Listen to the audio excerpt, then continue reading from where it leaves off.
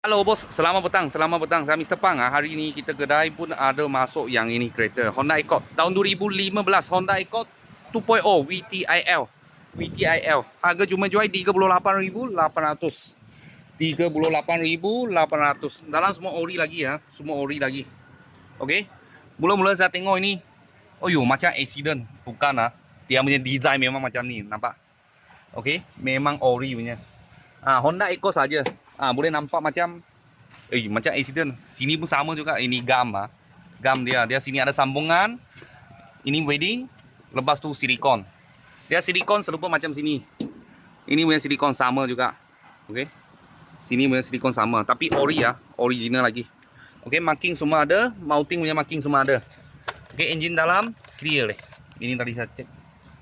10 tahun punya kereta dalam boleh nampak groom Dia punya bar punya semua cantik ya. Ini orang ada jaga kereta. Okey, tahun 2015 tahun 2015 Honda Accord 2.0. Harga jual 38.800. Kalau loan masuk kredit 9 tahun bulan 600 lebih full loan. Kalau bank boleh ikat 4 tahun aja.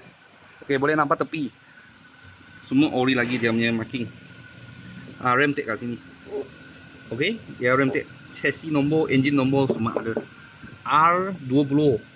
Okey, dalam leather lah, hard leather. Hard leather ni dia pakai 10 tahun ni masih cantik lagi, masih okey lagi punya. Kalau soft leather pakai lama sudah tenggelam atau koyak lah. Okey, dalam push start button. Okey. Lepas tu AT gearbox D3 ada nampak.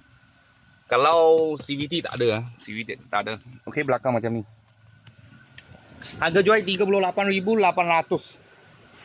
Belakang kita spare tayar semua sudah ambil keluar lah. Okey, boleh nampak belakang betong. Cantik-cantik. Okey, gam original. Okey, ini gam gam original sebab ini ada sambungan. Sambung ini. Sambung lepas tu dia sambung untuk klip aja Lepas tu takut masuk air masuk dalam dia kasih gam semua. Tapi ini ori punya. Warna grey color ini dia tahan karat punya cap. Body luar punya warna baru itu dia punya body punya warna silver lah. Tahun 2015 tahun 2015. Harga jual 38.800. Elektronik seat ada sebab VTIL dalam leather. Okey. Kalau full loan bulanan 600 lebih. Kredit lah. Kalau bank boleh ikat 4 tahun aja. Kira mahal kena ada deposit lah. Kalau bos-bos dan kawan-kawan siapa tengah cari Honda Accord VTIL 2.0 sisi kecil sikit punya. Kita sini ada sebiji. Kalau ada apa murah-murah kita, saya akan video lagi. Thank you bos thank you.